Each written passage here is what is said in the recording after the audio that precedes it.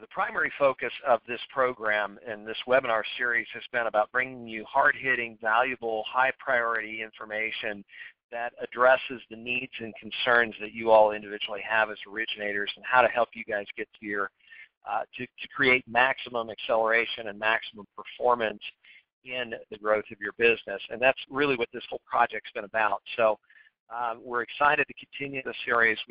This is a little bit of a new format for us with today's event that we haven't done in the past.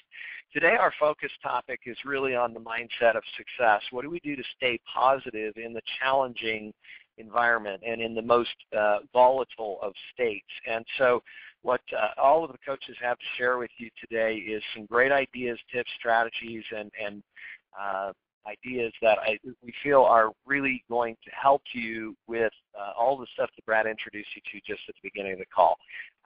Really, how do we deal with the constant challenge or pressure to get overwhelmed, exhausted, overburdened, and fall into this state of negativity.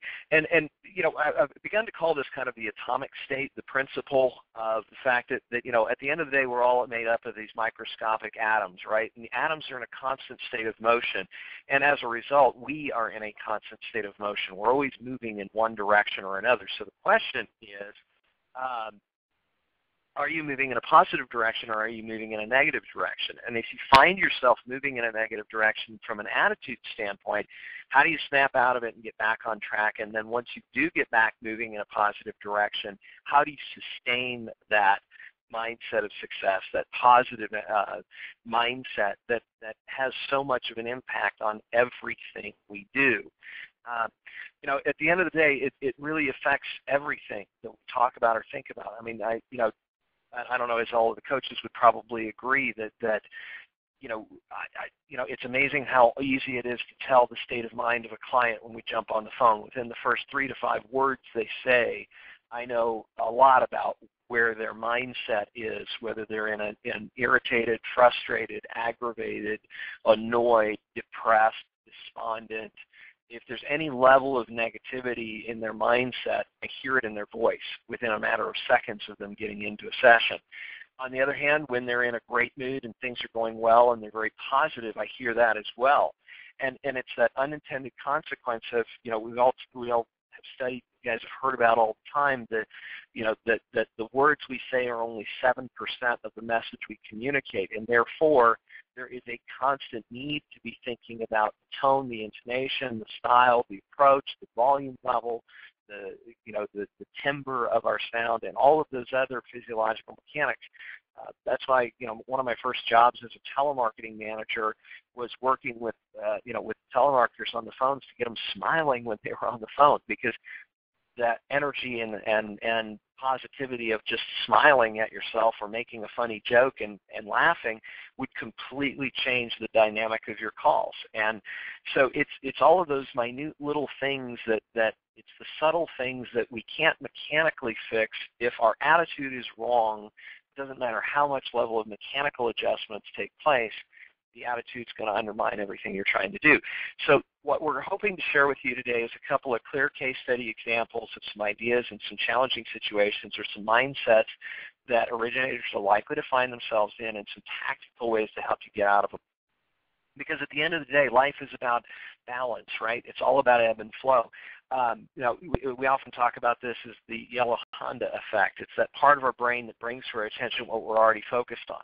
If we're ticked off and we're frustrated, or we're annoyed at ourselves, or we're feeling like we're being unproductive, if our attitude is sinking, then our RAS, that part of our brain that brings to our attention what we're already thinking about, is going to bring all that negativity to us.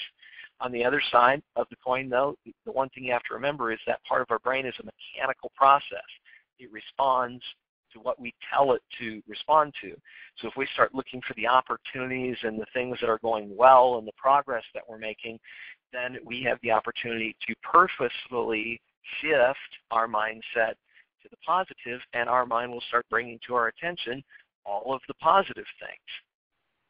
So what we're hoping to do today is give you some tactical tools, but just like any tool, the proper use of the tool has a big impact on the results. I mean, take a simple machine like a lever, for example. You got two parts to it, a bar and a pivot point. If that pivot point's right in the middle, it's probably not going to work all that well, or it's not going to give you that much value, because at the end of the day, if I push down with 100 pounds of force on this side, I only get 100 pounds of lift on the other side. But if I just make a slight minor adjustment, if I just move that bar a couple of feet to one side, all of a sudden 100 pounds of force here gives me 1,000 pounds of lift on the other side. So it's those minute tactical adjustments that make huge differences in what we're trying to do. So let's get right into it as we get started here. Stephanie is going to be helping us with one particular case study. And I apologize, Stephanie, I forgot to ask you, do you want to introduce the idea or the challenge first with some of the slides that I've thrown in here, or do you want me to rip through it really quick and then you kind of respond or answer? I don't. You can throw the slide up if you want, the case study itself, and I can jump right in because I know we're a little bit behind. Okay, great. Let me jump ahead to the slide that Stephanie's talking about here. Okay. Take it away. Okay, great. Hi, everybody. I wanted to. We were spitballing different scenarios that our clients are coming up with, and I think overworked, long hours, and frustration of not accomplishing what you want to get done was one of the cases that I said a lot of my clients. I'm coaching a lot of teams. I'm coaching really high production. I'm coaching people who were newer in the business, and as they get business into their pipeline, they may not have an assistant, and they're extremely overwhelmed because they've got all the hats that they're wearing. And what we talked about as coaches is the overworked, reactionary focus is probably the worst place to be because it does set you back emotionally. What I do with a lot of my clients is we look at how can we restructure the day. I think what Eric just said was the fulcrum, moving the fulcrum to the correct place so you get the most lift for the least amount of effort. And what I like to do is start my clients off by saying, how can we refocus your energies first thing every day? And what I mean is set aside time. I'm not a big fan of time blocking every single hour, especially when everyone out there on this phone call has too much to do. We are doing more than we've ever done before. What I do say is you can get a specific time that you lock in that you're using just for recentering yourself, refocusing, reprioritizing, instead of reacting to your day. Some of my people are so busy that they only get 15 to 20 minutes. So what we do is we carve it out first thing in their morning. I know a lot of you have heard this before, and a lot of you may have even tried it, but it's one of the habits that has saved my top producers as they get into 20 loans a month and they've got team members that they're trying to manage. They've got to take this time to refocus and recenter themselves, or they will never get anything done. And once they've been able to get the habit in place to do that, they've been very successful at what they're trying to do. I say you take that time, and as Eric has put up here, we call it the sacred calendar. Daily debriefing, I tell some people it's their on time. It's the time they're working on their business, not in it. And you've got to call it whatever you want. It can be a half hour. It can be 15 minutes. It can be an hour. It depends on the level of things that you've got to get done to move the business forward. Some of the things you can do during this time is use the sheet that Eric just showed you. It's the daily debriefing sheet. We'll show it to you here again in a second. And I have some of my people, you can make this list. I'm telling you what my successful people do each day during that time. Pardon me. They get readings. They get positive readings. I love the Jeffrey Gitomer books because they're kind of the Reader's Digest of motivational books. Get those out. Pop open one page. Or, some of my people read the Bible, and some people read motivational websites, daily devotionals. Whatever it is, get a little piece of motivation that starts your day off and corrects your thinking. Then go in and prioritize your day on paper, if that helps, using, say, the daily debriefing worksheet here. Get yourself in a place where you can be proactive, and then really set yourself up for those actions. Now, even if you get a phone call from the title person, you get a phone call from the realtor, you're not going to be off track because when that phone hangs up, yeah, you might have to put out a fire, but you've got a place every single day to go right back to. one of the biggest things that distracts people from staying on this blocked out time and making it, as we call it, sacred, it is focus issues. I did cover these in another webinar earlier in the season, and the focus issues are, what are the things that distract you? And I make my clients take a picture of their office, and I make them tell me what their support staff is like. And a lot of my people, as they move up into a management position and they get team members, they train the team members to come in and distract them. And, if a realtor calls, come and tell me right away. If a client calls, come and tell me right away. What you need to do is stop allowing those distractions, especially during this business building time, this sacred time that you're collecting your thoughts and organizing your day. You've got to retrain your staff to not come in and bug you. I've got people who put big stop signs up on their doors or up on their desks to let people know, I'm working on stuff right now. Don't bother me for the 15, 30 minutes that I'm doing this. What other triggers do you have in your environment? Really look around. Do you have emails that pop up? Do you have emails that make a noise? Do you have your cell phone and your desk phone on during this time? Literally, you need to shut all that off. What is it that pulls you out of your most productive time? And we're really talking about what Eric talked about, moving the fulcrum over and getting the most out of that little bit of time you've carved out. If you can make that one single action happen in your life, that one habit, form it, you will be able to put anything you want into that time, and you'll be able to do 5 new things a week. It's really important that you understand that. I also wanted to really touch briefly on the mindset, because I know a lot of what we're talking about today was the overworked, long hours, reactionary, frustrated. I put together a newsletter that we're going to be offering anybody who attended this event. I call it going from overwhelmed to hopeful and optimistic. What it talks about is an emotional ladder that we all have available to us. If you're getting frustrated or discouraged and you feel like you're at the end of your day and you're not getting stuff done, that's a really terrible place to be. You can train yourself to pick yourself back up the emotional ladder and work towards being just overwhelmed, because overwhelm is really sometimes the emotion, but we feel discouraged by being overwhelmed. Once you get to overwhelmed, you can break it down into what are the things that are overwhelming me, and you get them on that briefing page. You get action items first thing in the morning, and then you start to counter that overwhelmed feeling bit by bit, and next thing you know, you're feeling pretty optimistic about the day, even though it's really harried and really harassed. You can still work your way through it because you have a plan and you're getting better habits. And again, we will be offering that newsletter with the actual emotional ladder. And I tell my clients, cut it out, tape it to your wall, put it in your wallet, look for where your emotion is on that chart, and then move yourself up one emotion at a time until you get there. And I welcome any questions if you guys want to, during the question and answer period, give us scenarios about exactly what's happening to you right now. We'd be happy to answer those.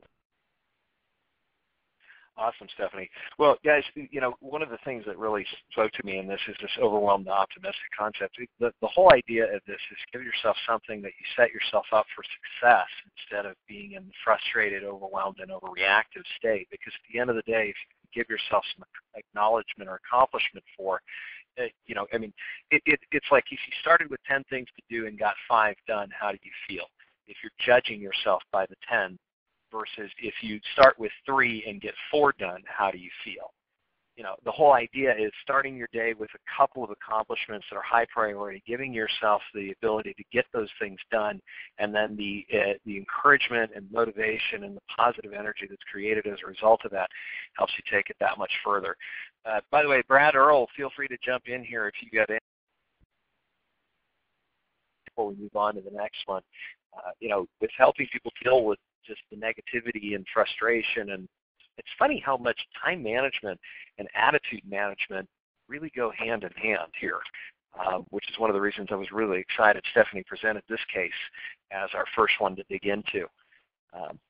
Earl, Brad, well, you the guys only thing I would add there is look back on your businesses last year and the previous years.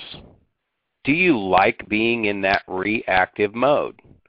Wouldn't you like to figure out how to be a little proactive? Because how's the reactive working for you? I mean, it adds stress. You guys have a ton of stress on you. You've got it coming from everybody at the top end of your organization clear down to the realtor yelling at you from the other side. So instead of reacting, just look at those situations, and every time a situation comes up, how can I learn from this situation? What system could I put in place to plug that hole? And I would just challenge you guys this. I'll ask you this simple question right now. Is this 2013, is this your last year in the mortgage industry? Are you getting out after this year? Is this your retirement year? And then I'll ask again, how many of you are planning on sticking around for maybe a few years, maybe 5 years? How many of you might be in the mortgage industry for another 10 years if it works right, right? You could be around for the next 10 years. Start plugging the holes right now, one at a time. And I'm telling you, 3 years down the road, you will be the guy that is sharing all this information with people, because people are going to be looking at you going, how do you close that many deals with all these struggles we have? Because you've been plugging the holes throughout the year. So instead of being reactive, I really love what Stephanie said about that. It's get into that proactive mode and plug those holes and enjoy your position. Awesome. Earl, you want to jump in? All right, guys. Well, I'm going to go ahead. Muted or not? Go ahead, Earl. Yeah, no, I loved it. I loved what Stephanie said. I like that about the on time, Stephanie. I don't know, probably a lot of people here know that I used to coach for by referral only, and they used to call it working in your business, on your business, the before, during, and the after, and it just really works well. They had recovery time and they had results time, and getting that time at the beginning of your day to re-queue is just an awesome idea. And later on, as we keep going, I've got a couple of a little exercise I used to do with people I think you guys will enjoy. Awesome. All right, well, let's go ahead and move on to case study number 2. This case study is really about the just the apathy that can be, that can set in, and it's just that. I mean, it's kind of like the sales manager who sets a quota of production, and it's just so far of an impossible bar to reach that you look around and you go, oh, geez, why even bother? It's just, there's no way I'm going to ever make that target, so why should I even try? This is about the loan officer who's busy, he's got plenty of business he's been doing, wakes up, maybe even from an attitude of gratitude. I mean, you're thankful you've had a great year, but you start looking around and you start finding evidence to support that there's just not much going on in the market. It's like a lot of people are taking off for the holidays.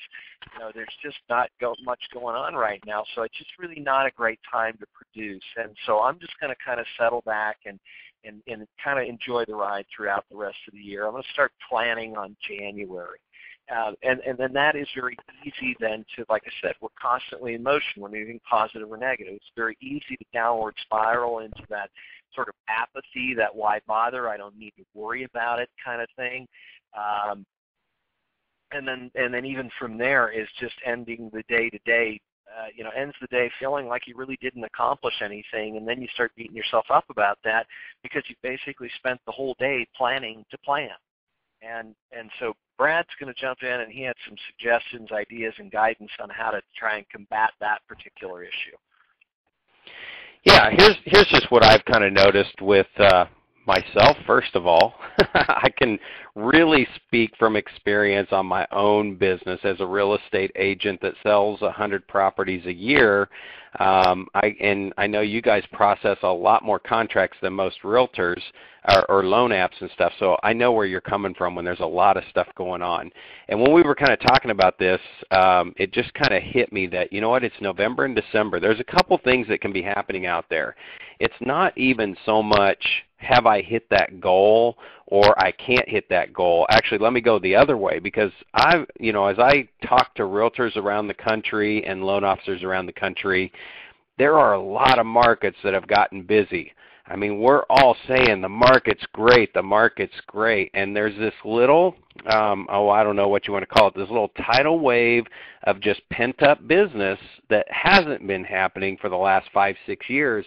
That this is a perfect example. Go to Walmart, go to Costco, and watch what people are walking out of those stores with over the next 3 or 4 days. And they've been in their house for 6, 7, 8, 10 years. It's like, where are they putting all this stuff? They got to move. They've got to be outgrowing their house. So there's a flip side of this where you've hit your goals and you really did have a great year. And so you kind of let the gas pedal off. It's like, oh, I get to take a break. The other one is where it's been a tough year and you haven't hit those goals. And so now what you're doing is saying, oh, it's time to just be with family and be thankful and take a break from all the stress. So the thing is like I said earlier, you're 2 months away from the results that are happening right now. What you do right now in November, December pays off for you in February and March, most likely. So the thing is to never take your foot off the gas pedal. Go ahead and go to the next slide, Eric. And this is really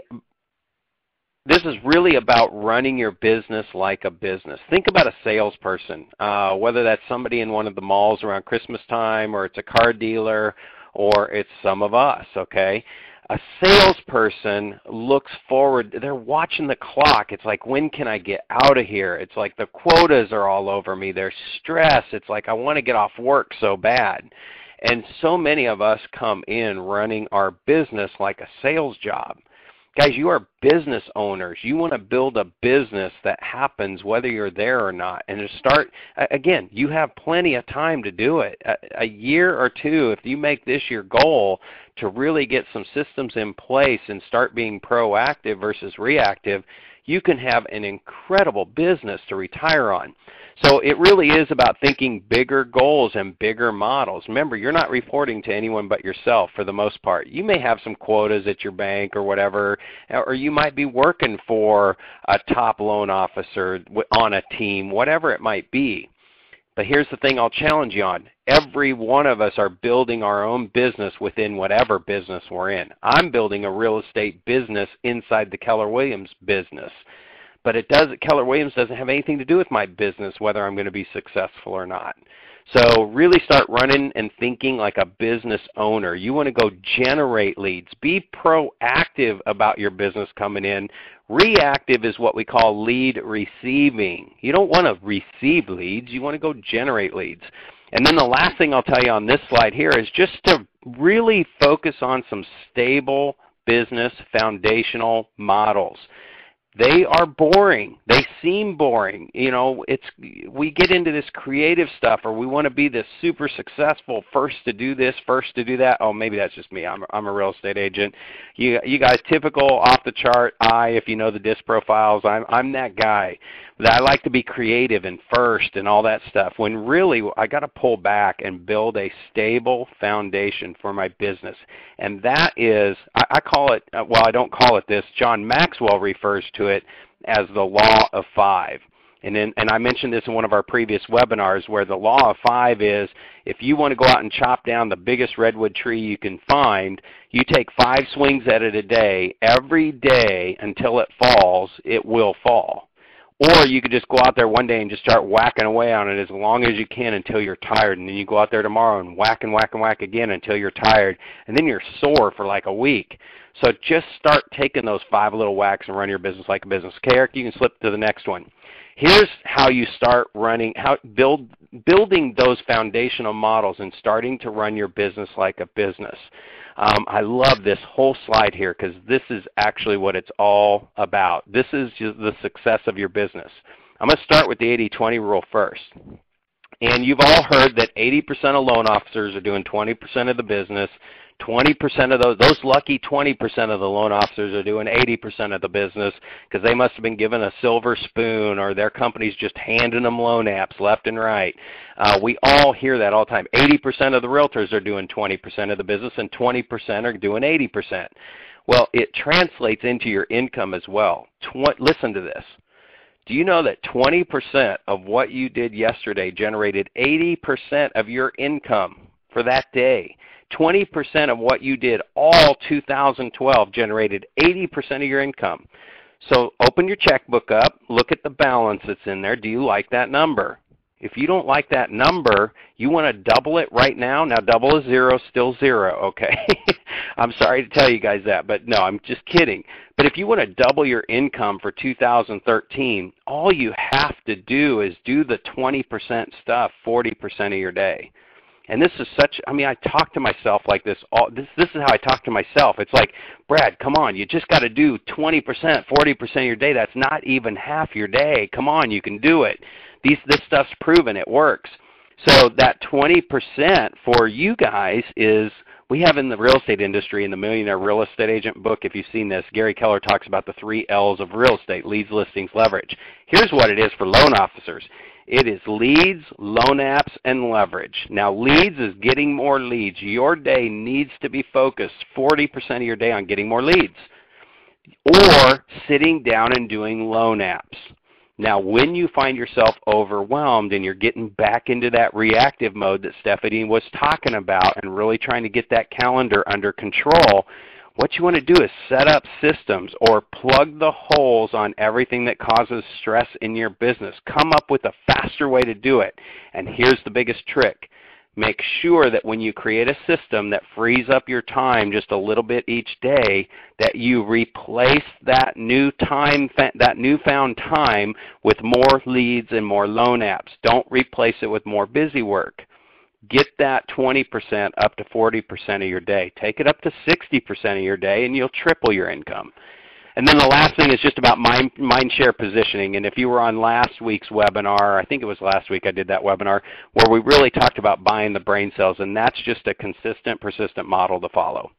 So the last thing I'll wrap up with here is really what that mind share comes down to. You go to the next slide, Eric. That mind share positioning, where when realtors are sitting down with buyers and they're ready to write a loan, you have to be the first person they think of. So the 4 laws of a millionaire real estate agent, which completely translates over to the mortgage industry. This is why I enjoyed working with Maximum Acceleration. It's like I can bring everything that I've learned from the real estate industry and bring it to the mortgage side. And let me tell you something, guys. If you get this figured out, the realtors aren't doing it. They've been told how to do it, but 90% of them aren't doing it. It's really more like 10% of the agents are doing 90% of the business. And you all know that. So when you start working your business like this, you can either help these realtors create a business of their own, and if you're the one that helped them do it, you're going to be the first person they think of. So really get back to building a database. And as a realtor, I will tell you this, don't wait around for the realtors to build their database, because it isn't happening. I'm teaching it every single day in the real estate industry, and it is one of the hardest things to get people to do. So you better build your database and build that business up so that you can take it back to the realtors you want to work with. And then feed it every day. Oh, man. I mean, Michael Gerber in the E-Myth Revisited said, if your business isn't growing, it is dying. Let me say again, if your business isn't growing, it's dying. That means you need to feed it every day with new business. I'll make it simple. Just add 5 new leads to your database every day. Now, for you guys, it's not just loan apps and not just homeowners. A realtor is a lead for you, because now you're tapping into their database. Learn how to communicate with us systematically. There's your systems, and you'll see more of that stuff from us in the future. We'll have more and more webinars on this. And then just blow their socks off. So when you do this stuff and you get real busy, and then you get into reactive mode because everything's blowing up, that's when you plug the holes and make your service unbelievable. You may hit some spots where your service stinks. And so you get down on yourself and you shut down and you go into relax mode or whatever it might be. I just can't sell 20 in 1 month or 30 or 40 or 50. I'm going to have to stay around 10. That's all the better it's going to be. Guys, just plug the holes along the way and build an incredible business, and that business will just keep coming and coming and coming. Awesome, Brad. Thank you so much for sharing your ideas and thoughts and comments on how to get past sort of that despondency and apathy that can set in, especially this time of year. You know, you've been on the treadmill. It's been a long run. Now, what do you do to stay positive with it? All right, I'm gonna Stephanie, Earl, guys, jump in here. Thoughts, ideas. What would you guys do with this particular case study? Well, first of all, I love Brad's energy. I always do, Brad. I love listening to you because you can tell you walk the walk, talk the talk, and that I love the 3 L's. I mean, these are just really simple concepts, and I'd love to go back over something I'm telling my clients, because I know what we started with this scenario, this case study was about planning so far ahead that you're losing focus of today. And Brad, you so succinctly say, do the consistent things. Do these things, and your business will be taken care of next year. But I have so many people who really feel like they have to do a business plan.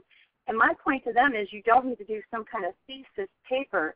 Just because you do a 25-page business plan isn't going to ensure that you are successful next year. So going back to kind of the theme of what I think Brad was saying, keep it simple. Keep it as simple as possible. I've got a 1-page business plan I make my clients fill out, and it's very much just a goals sheet. Make them big, like Brad said, and then dial back in and do consistently the 3 things he talks about, which is leads, loan apps, and leverage, and spend 20% of your time on those consistent practices, and then review your big, giant business plan and break it down and put in some more action items into your 20% activities. But Brad, great point. Thanks so much. Awesome. All right.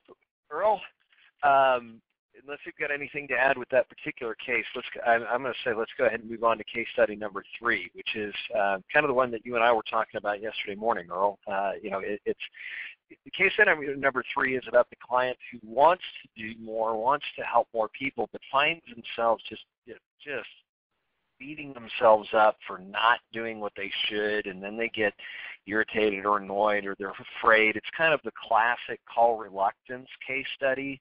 But when it comes to attitude management, the challenge is that, again, it's that negativity, it's that downward spiral of attitude that, you start thinking, oh, tomorrow, I need to do it tomorrow. Oh, geez, I really need to do those 5 phone calls today. I need to really call that borrower back. But for whatever reason, they don't. And then they start beating themselves up about it. And at the end of the day, they end up feeling frustrated, not worthy, geez, well, my mom always told me I was such a worthless kid, whatever type stuff. And you had a really cool exercise you shared with me earlier this week that I'd like you to go ahead and share with the group on today's call, if that's all right. Yeah, absolutely. And you're absolutely right. Now, I do a lot of work with, there's one company in particular that I work with, an executive management team, and we deal with this practically every week.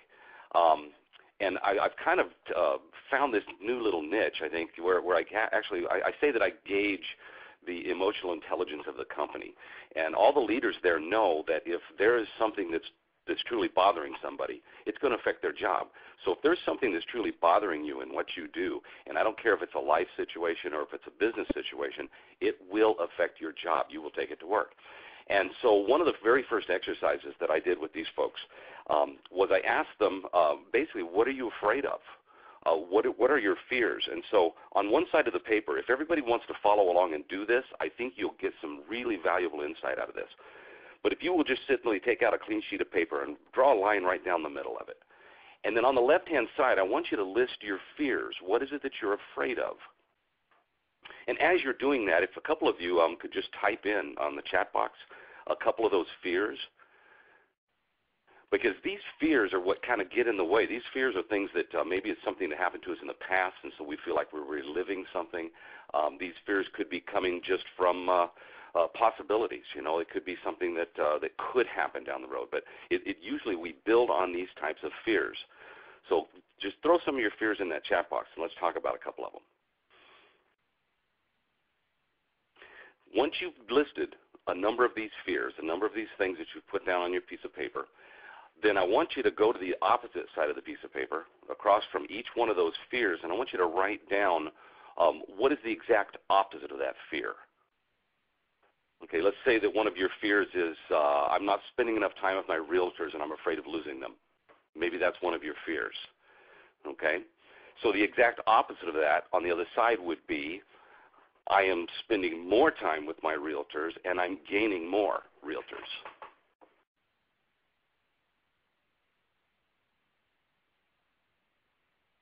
Okay, so write down the exact opposites of whatever you have listed on those fears. Now, when you're finished with this list, and you can do this exercise later too if you want to, But when you're finished with this list, I want you to take a look at it and tell me what do those two lists have in common? Not what's different about them, because they're complete opposites, but what do they have in common?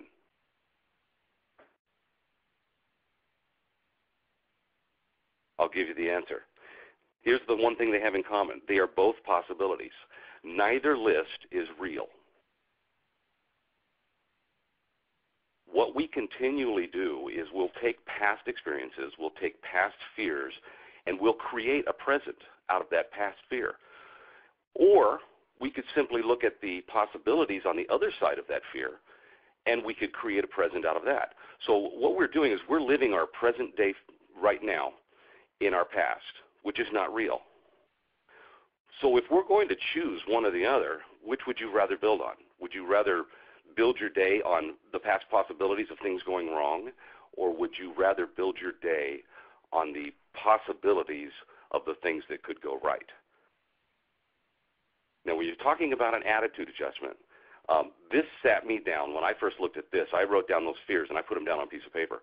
I've done it with many, many managers. And the self-realization is that, oh, my gosh, here I'm living a life that is based on something that doesn't even exist. It's based on the possibilities of something going wrong. And that's what I'm creating that attitude out of. Sit down every morning and take Stephanie's advice. I love that, Stephanie, to sit down for 15 to 30 minutes in the morning and just re-cue your day. I just love that idea. Sit down with this kind of a list. Say, what am I afraid of today? What do I fear may happen? And then what could be the exact opposite of that possibility? And let me build on that instead. What you start doing is you start getting into a mindset where you start looking for the positive in situations. You start looking for the good in people. You start looking for the good in life. When you start doing that, your day is going to be fantastic every day. I kind of joke around with people there at the when I go into the mortgage company, the large mortgage company I'm working for. They've got almost 200 employees, and it doesn't matter who it is I pass in the hallway. Anytime somebody asks me, how you doing, it's always fantastic. And you know what? I actually believe that now. I've told myself that so many times that I actually believe it. And every day I have a fantastic day. I really do. And if something does come up, then my level of discouragement only drops just a little bit. I only get down just a little bit because I'm already started off on so far on the other end of the scale. My day is already so amazing that it takes an awful lot to get me into the dumps. So just consider this exercise and maybe do some playing around with it. Take it to your teams if you have a team and do the exercise with them. Do it with your spouse at home. These exercises will really help you look at life a lot differently. Eric? Awesome, Earl. Appreciate it. Stephanie, Brad, feel free to jump in here. I think the coolest thing about Earl's exercise here in this tactical hands-on tool that he's just given everybody is, how easy is it to just stop and realign your focus by using this simple exercise? Brad, Stephanie, any additional comments, thoughts, tips, ideas on case study number 3 here? I just got to tell you, I'm taking notes just as fast as everybody else is. This is so cool having 3 different perspectives on this webinar. Amazing. Thank you, Earl. Yeah, and I have to say, Earl, I think what you touch on, and frequently you're just such a master at this, and you see it in real life working with all the clients that you work with. I think a lot of people, when they get to a certain level of production, we can talk about overwhelm, but we sometimes bump up against a fear of success or a fear of failure, which are 2 sides of the same coin. And your exercise, I think, is something that everybody should do once a month. Maybe make an appointment with yourself to leave your office and sit down with your business plan if you want, and maybe all your stuff leave the location of your frustration and go someplace and sit down and really go through this exercise and see, is there something that's holding me back? Is there something I'm maybe not in tune with or in touch with? It's such a great way for you to get back on track in a very intrinsic way. We can all stay really busy and we can all fill in a lot of time, but these kinds of exercises are crucial. Thank you so much, Earl. I really appreciate it. I've written it down too. All right, thank you. And I love that quote, leave the location of your frustration. Boy, state of mind has so much to do with proximity and location and physical orientation, guys. That's an extremely powerful tip right there. All right, guys, I'm going to go through one additional quick case study here and just to kind of give you an overview and then jump into a couple of final tactical tools that we've got on hand for you that you're going to be getting access to after today's webinar. In the meantime, if you guys want to be typing in your questions, we're not going to have a ton of time today because of the slight late start with some of the audio difficulties, but if there are any questions, our team can follow up with you after today's call as well. We do save a copy of the chat log, so if you have questions, please post your questions now as I'm going through this final case study with you guys, and we will make sure that our team gets back to you and answers and addresses your specific needs and questions directly. Just in the interest of time that we're dealing with right now, I want to make sure we get through this and keep this program tight, as we've hopefully developed a little bit of a reputation for. All right, so here's the thing. All right, so this last case study is about the overachiever, okay? And it's about the LO who sets an impossible standard or goal for themselves. They want to outperform everybody on the planet, and they want to do it yesterday. And as a result, they've set the bar so high for themselves, and they're constantly measuring themselves against that bar that then they start using it as a whipping stick to beat themselves up with. As a result, they begin to lose sight of everything that's going well in your business, and you start focusing on all the negative elements, and it just feels like the harder you fight, the faster you're sinking, and you end up in that sort of quicksand type feeling. And at the end of the day, you look back and you think, geez, what in the world did I actually get done today? And then you get even angrier with yourself, and then that can even translate into this feeling of desperation and those kind of things. And the first thing we have to realize is exactly what Earl said earlier, and a famous quote I remember, and then the challenge with the cliches and quotes is that we have to be careful not to dismiss them because we hear them all the time, because it's the cliches that are the truths of life. Think about it. Would it ever been repeated enough times to be ignored if it were not fundamentally true? And the quote that I always think of is Henry Ford's, whether you believe you can or believe you can't, you're right. And that's kind of what the solution to this case study is really all about. I mean, we're talking about perception, and is our focus on progress or perfection? Are we measuring our performance today versus the impossible goal we may have established for ourselves, or are we measuring it on the progress that we're making day by day?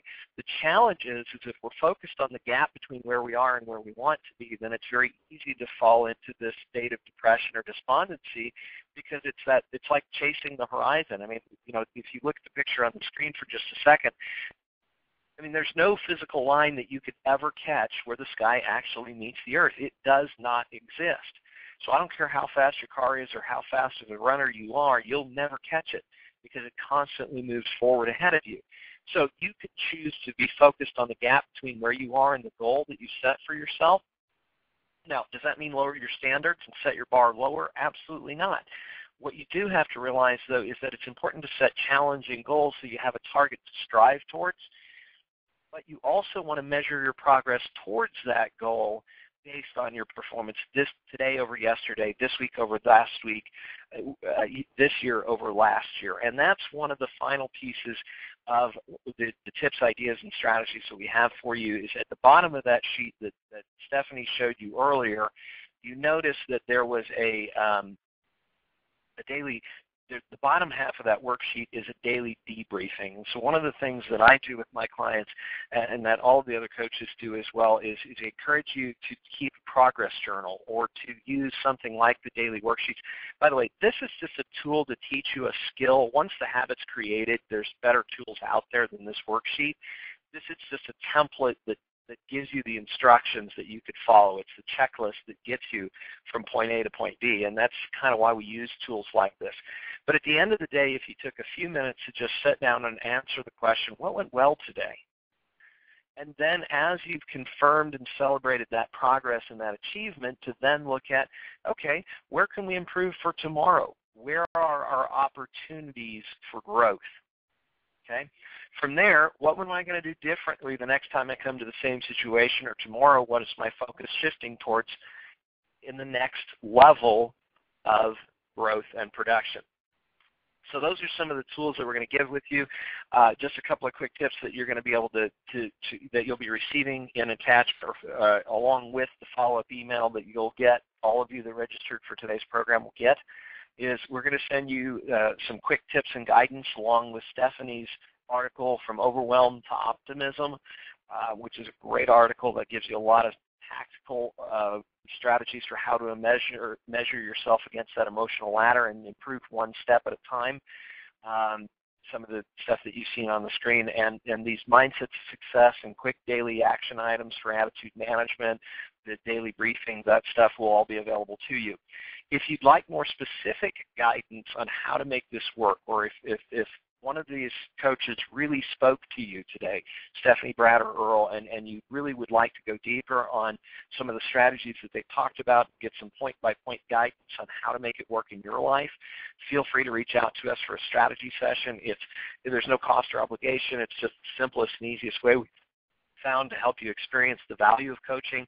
If it's something you want to pursue later, great. You'll discuss that with the coach at that time, but no commitment, no long-term obligation or anything. If you'd like one of those strategy sessions, simply just go ahead and feel free to jump to that website, and that'll pop up here in just a second for you. And then we can go ahead and take you to the next level with that. The final piece of this is, as we begin to wrap up today's session, there was one last thing I wanted to share with you, and I apologize, I got to flip through a couple of slides to get to it, but wait a minute, I went too far.